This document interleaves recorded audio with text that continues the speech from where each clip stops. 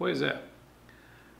Com as bobagens ditas pelo presidente do Brasil, nós podemos ter uma série de conclusões, podemos concluir muita coisa a respeito de fatos que muitas vezes não são trazidas à luz do conhecimento. E eu, por exemplo, nunca fui adepto de andar com ideologias embaixo do braço, aquele livrinho que você tem que ficar consultando toda hora para ver como é que você vai ter que se portar e aquilo que você vai dizer. E ficou muito claro ontem, né? O como é fácil de se cair em contradições quando se tenta apoiar ou apoia-se sobre uma ideologia A, B ou C.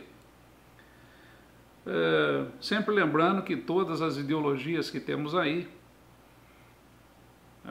muitas ou a 99% delas, falharam mesmo na época em que foram propostas. Não se conseguiu colocá-las em andamento. E quando se conseguiu, foram verdadeiros desastres.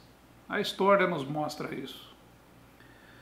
E no caso do que restou ideologicamente falando, e que o povo não tem conhecimento nenhum a respeito disso, o povo tem que ser colocado, ou melhor, o povo sempre é colocado à parte. O que nós temos aí como ideologia hoje são sistemas absolutamente falhos que sofrem intervenções alienígenas, né, de fora para dentro, porque vivem em constante crise. Vivem em constante crise. E foi à custa de muito sofrimento, né, e sempre é à custa de muito sofrimento, que essas ideologias que estão aí hoje, elas ainda se equilibram mais ou menos. Tá? Eu tenho, se nós tomarmos o que foi dito pelo presidente no dia de ontem, né, que a democracia, ou melhor, abre aspas, a democracia só existe porque as Forças Armadas assim desejam, fecha aspas, ele joga numa terceira pessoa, que são as Forças Armadas, a responsabilidade pela democracia, que é uma meia democracia, uma democracia representativa que existe no Brasil, uma concentração de poder imensa na mão de 65 mil indivíduos. Essa é a democracia brasileira, que as Forças Armadas, segundo o presidente, mantém. 65 mil indivíduos entre vereadores, prefeitos, governadores, deputados estaduais, deputados federais, senadores e ele próprio. E onde é que fica a contradição aí?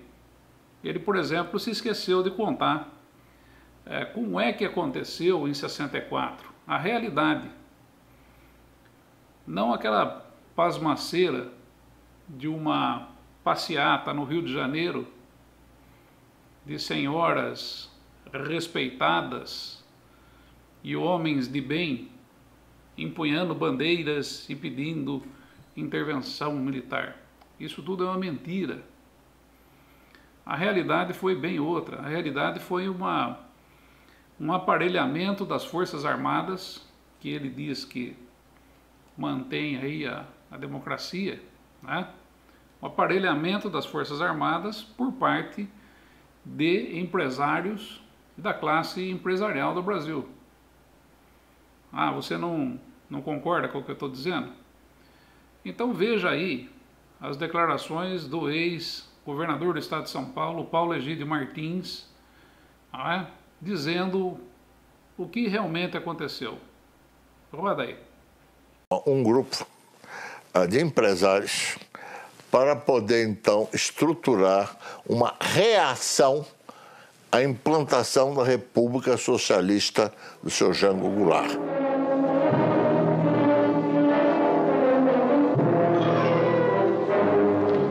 Aonde nos levarão as crises, o descalabro administrativo, a desordem? Aonde nos levará a omissão das chamadas elites? O tempo é pouco. O Brasil não pode esperar mais. Então, dentro das empresas, pensava-se assim, o empresário pensava assim, porque efetivamente ele temia a catástrofe. Ou seja, um governo comunista, ou que outro nome queira se dar. Começou-se aí o contato, por meu intermédio, do civil com o militar. Então tinha jornalistas, tinha empresário que estavam mais ou menos da causa. E vários grupos desses se reuniam, às vezes, para trocar ideias. Eu participei aqui em São Paulo. Essa percepção de que a ditadura militar, ela não é um fenômeno estritamente militar, aliás, é uma das coisas que a gente mais deve destacar, né? Tanto quanto o golpe não foi apenas militar, foi civil-militar, com apoio dos empresários. Pois é, foi isso que houve. Um aparelhamento das Forças Armadas por parte de empresários, por parte da oligarquia, inclusive dentro desse vídeo aí, né? O narrador, né, diz assim, e as elites, onde é que estão as elites? Por que as elites? Por que ele evocava as elites?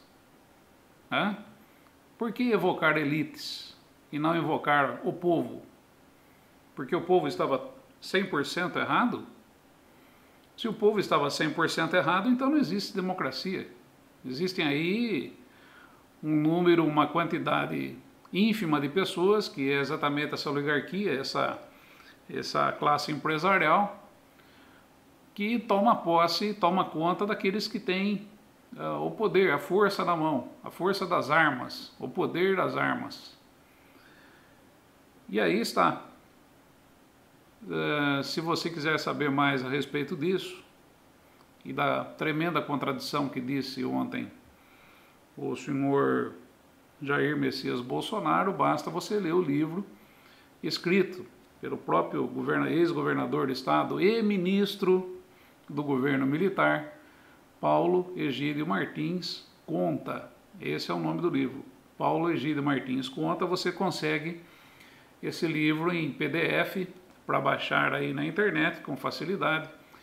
E você vai saber como que se transcorreu essa história. Ele cita ali datas, ele cita horários, ele cita pessoas, ele cita conversas, ele cita uma série de fatos ali extremamente importantes, né?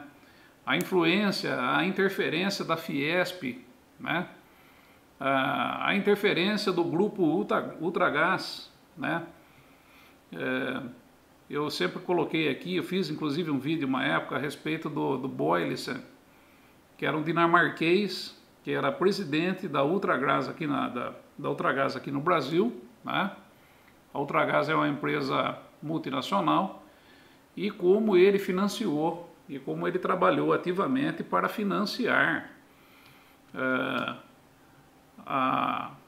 vamos colocar assim, Revolução de 64, promovida pelas Forças Armadas, ou melhor, como eles colocaram as Forças Armadas a serviço deles para promover uma revolução em 64, onde bastaria apenas restabelecer-se a ordem, nada mais do que isso, tá?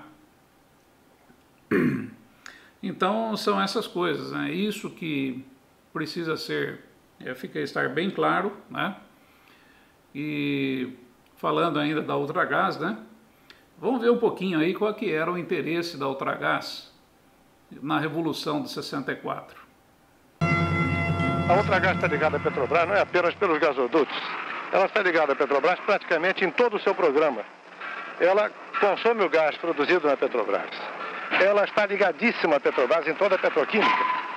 Ela é sócia da Petrobras na Petroquímica União, sócia da Petrobras na Oxiteno, e ela vai consumir ureia produzida pela Petrobras na Bahia. Porque a Petrobras tinha um monopólio. a Ultragaz comprava o gás lá fora, transportava ele para o Brasil, vendia à vista para a Petrobras. Petrobras pegava, internava esse gás, a Ultragaz ia lá e comprava ele de volta, pagando ele a 30 dias. No dia seguinte, esse gás já estava em São Paulo e vendido à vista. Então, isso, quer dizer, você tinha um capital de giro negativo, financiado por um banco excepcional que era a Petrobras. Muito bem, você viu aí o interesse da Ultragaz sobre a Petrobras em 1964. E que esse interesse ele não é diferente nem um pouco do interesse da Odebrecht, do interesse da UTC, do interesse de uma série de empreiteiras que há poucos anos atrás aí se envolveram numa tal Lava Jato, não é? É a mesma história. Percebem como ela se repete? Percebem como essa gente ainda continua precisando do governo? Percebe como tem gente além disso daí que nós chamamos de políticos, que sim, esses dão as cartas, sim, esses é que fazem, esses têm poder para chegar, né, e tomar em conta, por exemplo, das Forças Armadas. E podem também, devido a uma falha constitucional enorme que nós temos, colocar um presidente como esse que nós temos aí, ou qualquer outro, ou Lula, ou Dilma, sei lá quem, com o poder suficiente para a convocação das Forças Armadas. É absurdo. É um absurdo. O poder nesse país é extremamente concentrado. Conforme eu falei, temos 65 mil políticos apenas para uma população de 200 milhões de habitantes. E isso lhes confere um poder absolutamente estratosférico, um poder monárquico, um poder quase que invisível, mas que atinge e abrange, um poder fisicamente quase invisível, mas que abrange e atinge todos os 200 milhões de habitantes desse Brasil.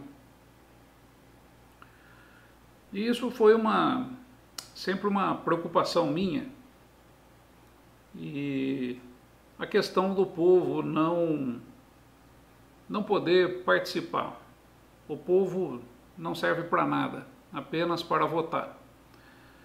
O povo, além de tudo, tem uma liberdade condicional. A liberdade nossa é condicional. Temos mais de 100 mil leis nesse país aqui, algumas delas absolutamente estúpidas. Absolutamente estúpidas. Tem município no Brasil onde é proibido comer melancia. Essas leis ainda existem, viu? Não estou brincando, não, estou falando sério. Essas leis foram promulgadas e ainda estão lá. Tem município onde é proibido usar máscara de carnaval. Existem leis aí para você ser obrigado a acender o farol do teu carro durante o dia. Isso tudo é um legalismo. Então nós vivemos uma liberdade condicional. A nossa vida é cheia de paredes, dependendo daquilo que você queira fazer, existe sempre uma parede lá.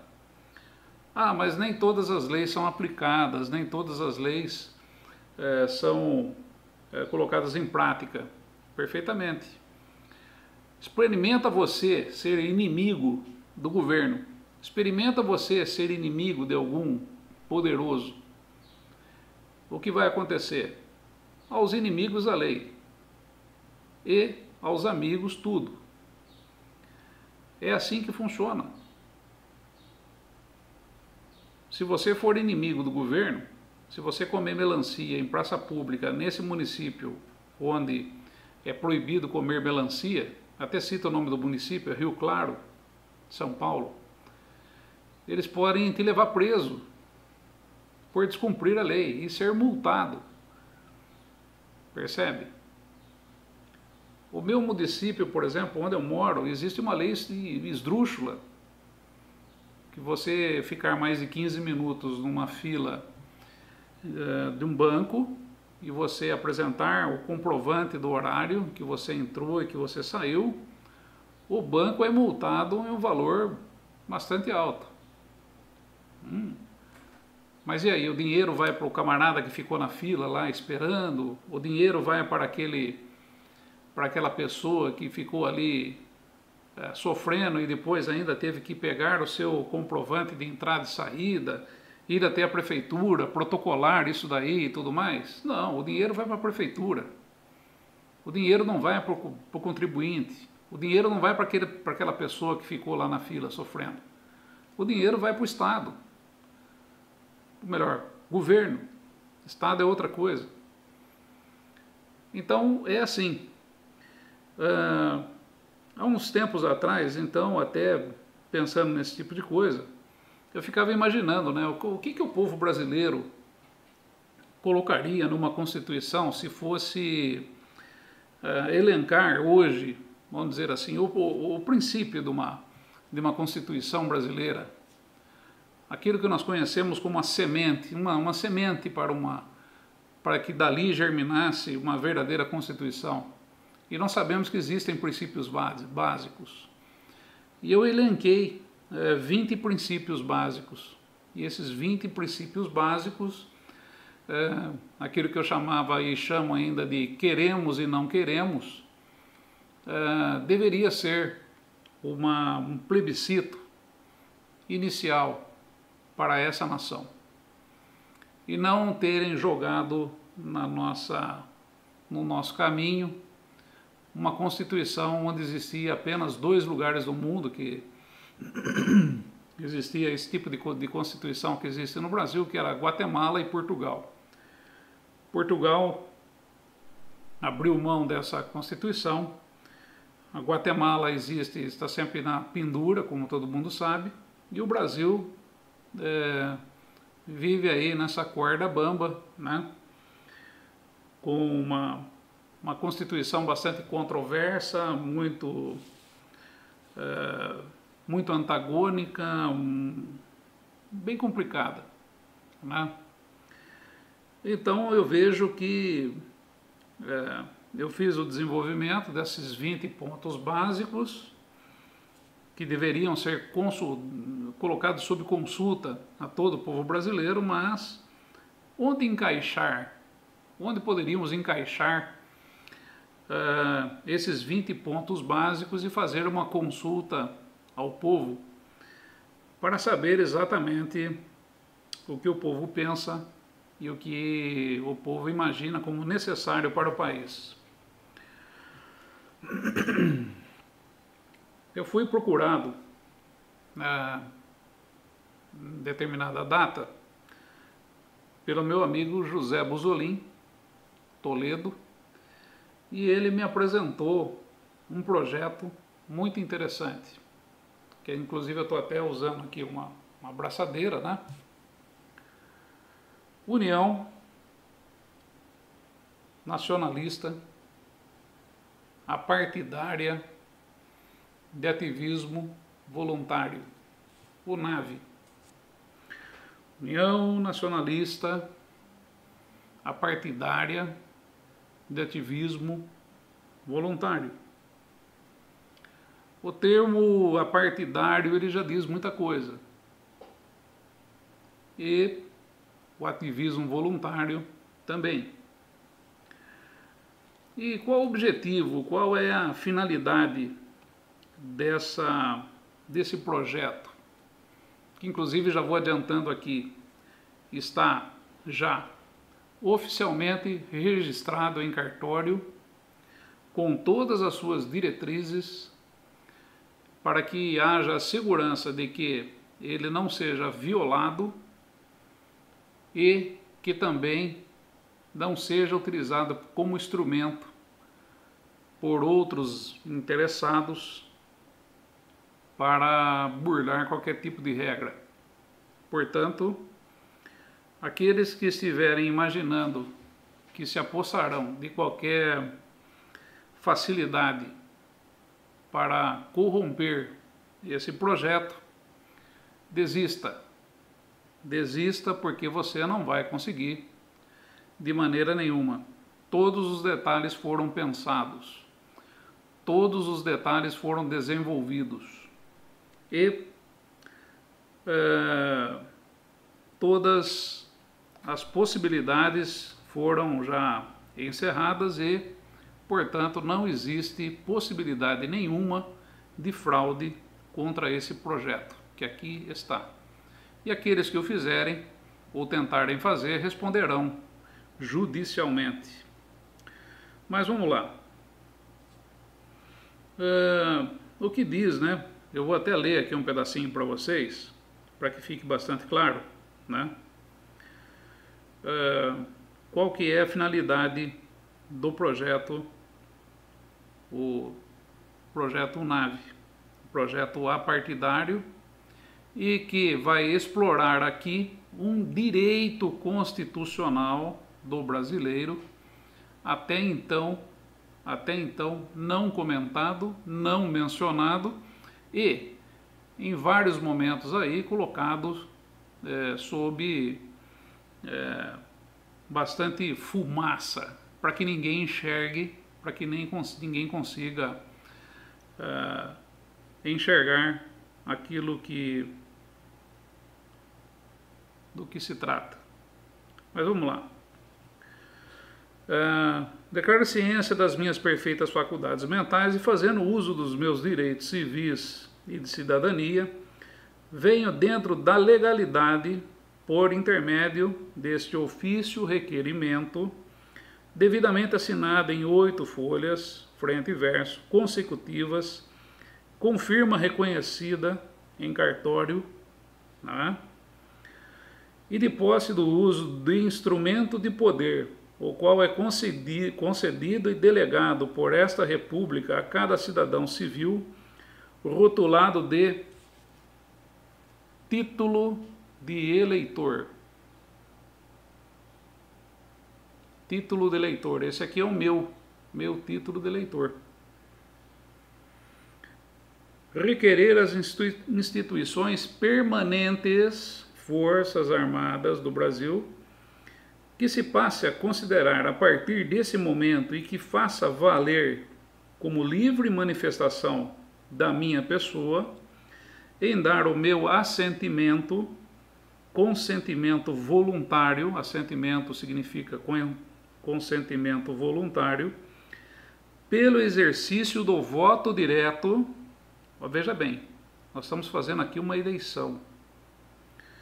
Diante de ato cívico concedido constitucionalmente pelo exercício da soberania popular no regime do sufrágio universal, de conformidade com o artigo 5º, o qual rege a livre manifestação, e o artigo 14, inciso 3º, da Constituição Federal de 88, que rege sobre a iniciativa popular, e que se faça saber que estou, a partir deste ato, elegendo, legitimando, legalizando e atribuindo plenos poderes a instituições permanentes das Forças Armadas do Brasil, com força de pleito e lei, na função de reais representantes do povo da nação brasileira, concedendo-lhes e assentindo-lhes, portanto, autoridade para assumirem pelo tempo necessário o Estado, Governo do Brasil, até que se cumpram as metas aqui requeridas, descritas e estabelecidas nos parágrafos seguintes, bem como todas as demais medidas que se fizerem necessárias e imprescindíveis ao longo do tempo, a partir do momento de sua posse em diante. Não sei se você percebeu, né, que esse documento aqui, ele tem sim uma importância bastante grande. Primeiro porque ele possui guardado nos arquivos do TSE uma série de dados sobre cada um dos eleitores brasileiros, não é? Ele constitui-se basicamente do nome da pessoa apenas, do número de inscrição, cidade, município e a zona e a seção onde você vota. E o acesso aos dados que estão aqui são praticamente impossíveis. Impossíveis. Pega teu título de eleitor e tenta entrar no TSE para você acessar seus dados com esse número que está aqui. E você vai perceber que não é somente isso, né, que consta no documento que lhe dá acesso a qualquer tipo de dado confidencial da pessoa. Você não vai conseguir se você não tiver o nome do pai e o nome da mãe, ou seja, uma senha bastante grande e complexa, né? Na verdade o nome do teu pai e da tua mãe só você sabe, para que você tenha acesso ali aos seus dados. O título eleitoral, ele praticamente apenas comprova a sua existência. Ele comprova a sua existência.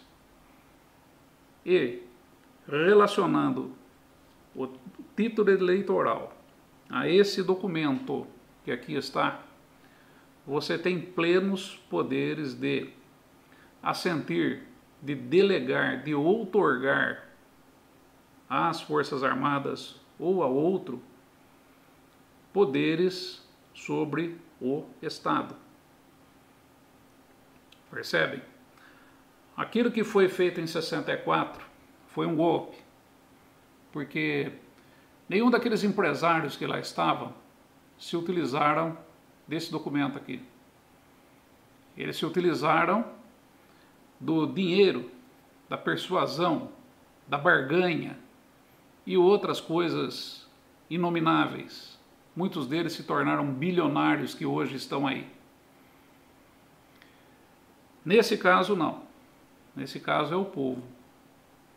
Basta só a minha assinatura, basta somente a sua, não. Existe um número mágico, que eu não vou dizer qual é que é. Pode ser aí 2 milhões, pode ser aí 3 milhões de pessoas que preenchendo esse ofício, requerimento que aqui está, com seus título, o número do teu título eleitoral, teu nome e sua assinatura, mais nada é suficiente para se fazer um ato cívico, uma eleição em voto direto, que tem sim que ser respeitada pelas Forças Armadas, pela força da Constituição brasileira. A Constituição brasileira nos confere esse poder, a Constituição nos confere essa autoridade, confere ao povo essa possibilidade. Quando na Constituição nós vemos ali direito à manifestação, manifestação por escrito, não é ficar andando na rua como um idiota, gritando palavras de ordem, cantando musiquinhas e fazendo dancinhas. Isso é carnaval, o nome disso aí, carnaval. E carnaval não tem poder de pleito nenhum. Agora, documentação, viu?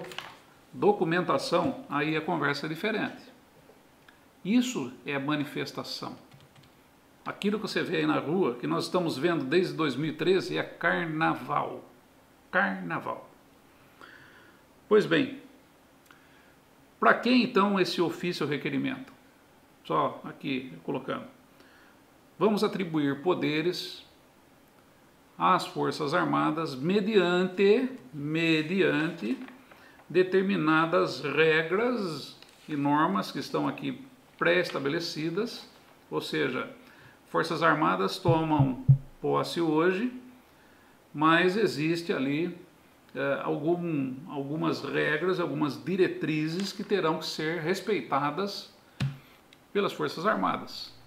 Não é simplesmente eu vou chegar lá e vou fazer aquilo que eu bem entender, não é bem assim não. Aqui existem detalhes importantes que eu não vou entrar no mérito agora, apenas vou deixar aí para vocês irem pensando, né?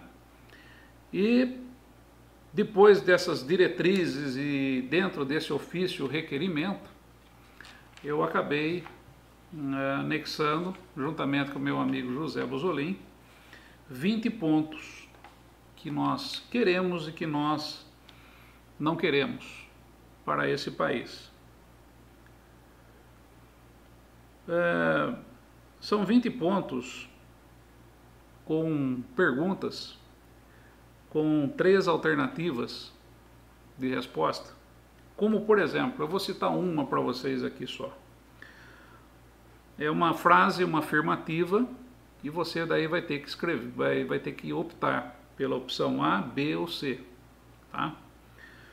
Os impostos são necessários para manter os gastos do Estado. Ponto final. Alternativa A. Os ricos devem pagar mais impostos para manter os programas do Estado. Alternativa B. Os impostos devem ser justos e para todos, visando manter os gastos do Estado. Alternativa C. Os impostos devem ser reduzidos, cortando-se gastos do Estado. Percebe? São 3, uma afirmativa e 3 possibilidades aqui que você pode estar assinalando. Muito bem. E qual o objetivo disso tudo, né? O objetivo dos 20 pontos, né, colocados aqui como queremos ou não queremos, que é um anexo, esse será destinado para a semente de uma nova Constituição. E dentro do ofício requerimento estão ali algumas regras a serem seguidas pelas Forças Armadas para o balizamento daquilo que a nação pretende daquele momento em diante. Então são 2 questões aqui colocadas. Primeiro, as Forças Armadas recebem autorização do povo a partir de voto direto, esse é voto direto, para assumirem o poder.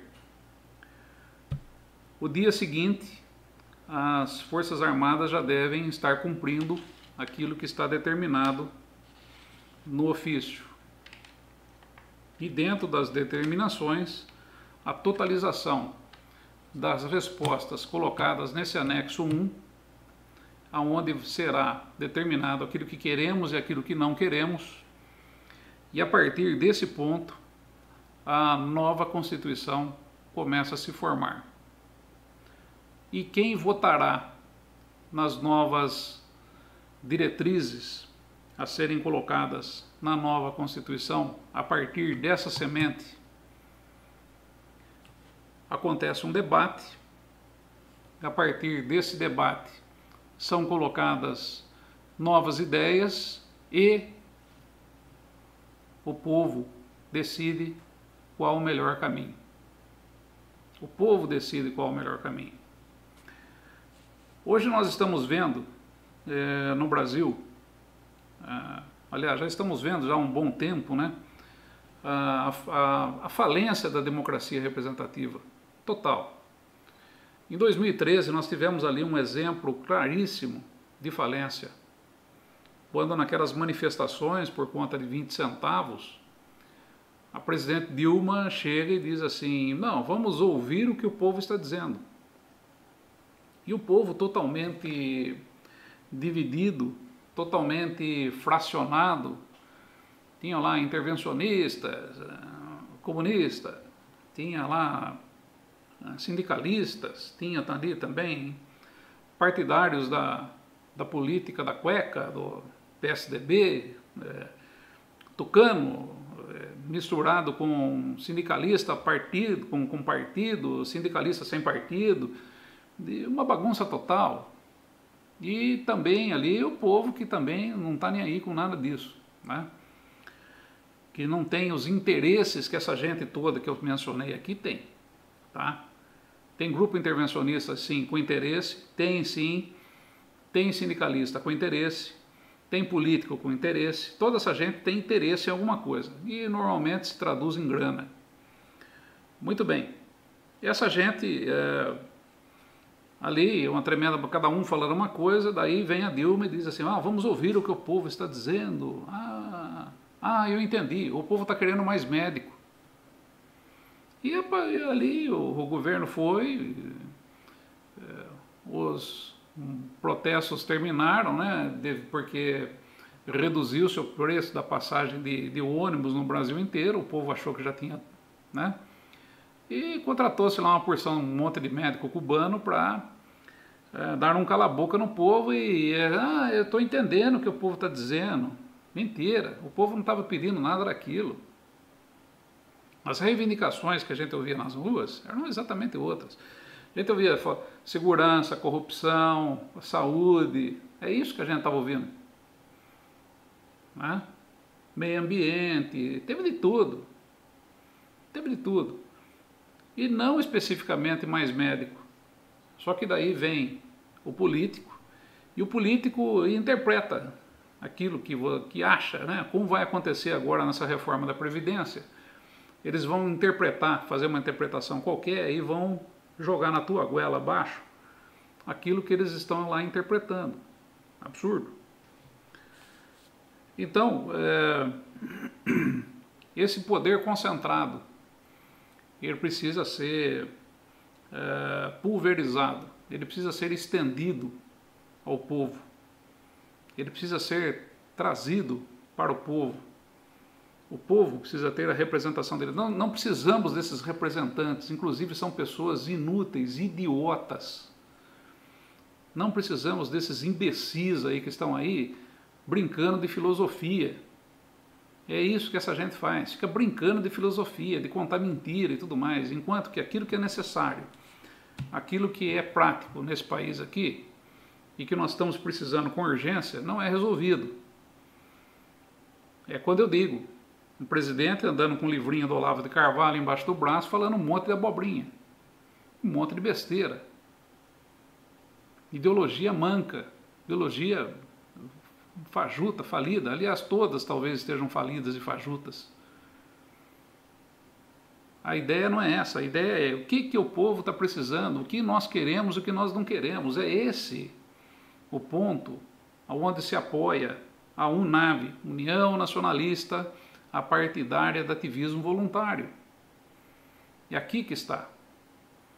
E a partir dessa outorga, a partir do início dessas atividades onde se lançará a semente de uma nova Constituição regida pelo povo, desenvolvida pelo povo, e não para o povo, como dizia Ulisses Guimarães, essa Constituição para o povo. Quer dizer, nós fizemos aqui, né, fizemos aqui nada, foi a ONU que jogou na mão dele, porque aqueles constituintes que ele diz que estavam lá não tinham capacidade nem para fazer o oco, o fundo do copo, jogaram na mão deles, né, e eles simplesmente nos enfiaram goela abaixo. Uma coisa, aos amigos tudo, aos inimigos a lei. É assim que funciona, que está aí dentro. Pois bem, após feito tudo isso, uma Constituição lançada, uma outorga para as Forças Armadas e, consequentemente, a decisão do povo com relação às emendas e tudo mais que vão estar nessa Constituição, aí inicia-se paralelamente, primeiro, um programa de cultura do povo, um programa de instrução do povo, um programa para trazer o povo para a realidade, um programa para se tirar de circulação um monte de mentira, um programa para se restabelecer, não é reescrever não, é como queria Rui Barbosa, como Rui Barbosa fez e como uma série de outros escritores fizeram ao seu tempo e é feito até hoje, não é reescrever, é restabelecer a história do Brasil, restabelecer a história do Brasil, isso é preciso, porque restabelecendo a história dessa nação, porque nós vivemos num coletivo, e por isso que se chama nacionalismo. Nacionalismo significa coletivo, viu, meus irmãos? Tem muita gente aí que fica dizendo aí, falando uma porção de asneiras, né? Falam até em patriotismo, né? Tem gente que fala aí no fascismo, nazismo e tudo mais. Isso aí é patriotismo. Você está se referindo a outro lugar, você está se referindo ao laço sanguíneo que você tem com a tua família, que veio lá da Alemanha, que veio da Itália, sei lá o quê. Isso aí é patriotismo. Aqui, o papo é diferente, aqui é nação. Nação, nós vivemos aqui em conjunto. Então é bem interessante, até que vocês estudem um pouquinho aí, o que significa pátria e o que significa nação. São bem diferentes. Pátria se resume e se refere ao indivíduo. Nação se refere ao coletivo. Então, se alguém está pensando em estar fora do coletivo aqui, se alguém está pensando em estar fora da nação, né, que arrume a mala e procure se enquadrar numa outra nação. Porque talvez essa não seja a sua, talvez por espírito pátrio você tenha que voltar de onde você veio, né? Tenta voltar para lá e você vai ver que a porta vai estar fechada na tua cara. Mas enquanto nós estivermos nação, estivermos aqui como nação, nós temos sim que estar com os nossos plenos direitos, conhecendo a nossa história e a partir do momento do verdadeiro conhecimento da nossa história e reversão de tudo isso que foi feito, aí entra a questão dos algoritmos propostos, né? Temos pessoas extremamente capacitadas que pensam nisso, quais os algoritmos, o que é que tem que ser desarmado e o que precisa ser colocado em prática para nós podermos restabelecer a história desse país aqui, né? Não só a história, a cultura, a língua, que talvez, né, mas não existe interesse, talvez até esse presidente aí poderia estar fazendo hoje se não fosse um camarada que passa a maior parte do seu tempo dizendo asneiras e se preocupando com o livrinho de ideologia que está embaixo do braço dele. Ele está fechado naquilo ali, ele está preso àquilo, ele não tem uma visão global das coisas. Não tem. E logo em breve esse país poderá sofrer muito com esse tipo de comportamento desse cidadão. Por isso, hoje eu venho aqui e introduzo para vocês o Projeto Nave. Conforme está registrado, o Projeto Nave, não temos intenções financeiras, não vamos receber dinheiro de ninguém, não vamos armazenar dados de ninguém, não vamos pedir número de CPF, número de RG de ninguém. A única coisa, teu nome e teu título de eleitor. Essa aqui é a tua arma. A tua arma para que nós façamos voto direto, democracia direta nesse país. Conforme, até um dia desses eu coloquei ali um esquemazinho, posso até colocar aqui de novo para vocês, né? Vocês devem estar vendo aí agora. Esse esquema ele traduz aquilo que o Projeto Nave pretende fazer. Na figura do homenzinho presidente, vocês podem imaginar uma série de circunstâncias. Você pode imaginar que esse homenzinho sejam as Forças Armadas, os nossos garantidores do povo, e não do empresariado, como querem alguns. Garantidores do povo, da democracia para o povo, Ou, nesse lugar aí, podemos ter até um oráculo, um sistema autômato, um sistema que faz apenas a contabilização, apenas contabiliza aquilo que o povo deseja.